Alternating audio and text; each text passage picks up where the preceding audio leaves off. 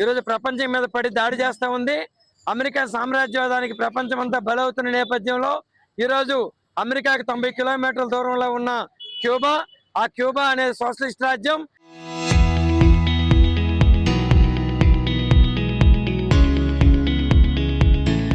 డెబ్బై ఏళ్ళుగా ఆ రాజ్యాన్ని నిలబెట్టుకుంటూ వస్తున్న ప్రజల మీద అమెరికా ఆర్థిక ఆంక్షలు పెట్టింది, ఆర్థిక నిర్బంధాన్ని విధించింది. గోధుమలు కానీ, మందులు కానీ, క్రూడ్ ఆయిల్ కానీ ఏది వెళ్ళకుండా ఆర్థికంగా నిర్బంధిస్తే మేము అమెరికాని ఎదిరిస్తాం, నిలబడతాం, సోషలిజాన్ని, కమ్యూనిస్టాన్ని రక్షించుకుంటాం.